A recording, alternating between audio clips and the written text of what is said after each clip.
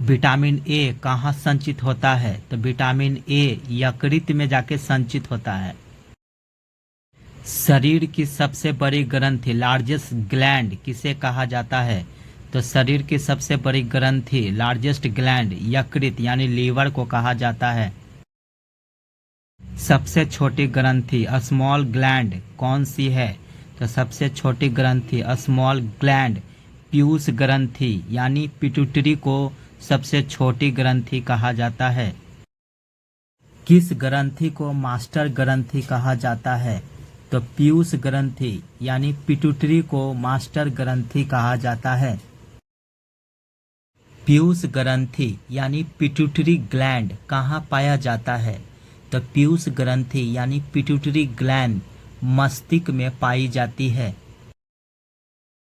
शरीर में हड्डियों यानी बोन्स की कुल संख्या कितनी होती है?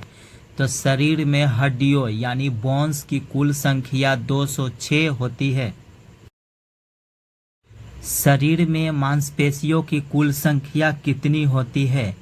तो शरीर में मांसपेशियों की कुल संख्या 639 होती है। लार यानी सलाइवा में कौन सा एंजाइम पाया जाता है? तो लार यानी सलाइवा में टाइलिन नामक एक एंजाइम पाया जाता है। विषाणुओं के अध्ययन को क्या कहा जाता है? तो विषाणुओं के अध्ययन को वायरोलॉजी कहा जाता है। पक्षियों के अध्ययन को क्या कहा जाता है? तो पक्षियों के अध्ययन को पक्षी विज्ञान कहा जाता है। जीवाश्मों के अध्ययन को क्या कहा जाता है? तो जीवाश्मों के अध्ययन को पैलियोंटोलॉजी कहा जाता है। मनुष्य में पसलियां यानी रिब्स की संख्या कितनी होती है? तो मनुष्य में पसलियां यानी रिब्स की संख्या 12 जोड़ी होती है। मृदा यानी मिट्टी के अध्ययन को क्या कहा जाता है? तो मृदा यानी मिट्टी के अध्ययन को पेडोलॉजी कहा जाता है।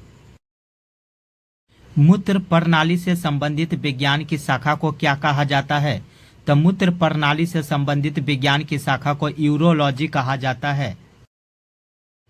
किस विटामिन में कोबाल्ट पाया जाता है? तो विटामिन B12 में कोबाल्ट पाया जाता है। कोशिका का पावर हाउस किसे कहा जाता है? तो कोशिका का पावर हाउस माइटोकॉन्ड्रिया को कहा जाता है। पादप में जल के परिवहन का कार्य कौन करता है? तो पादप में जल का परिवहन जाइलम करता है।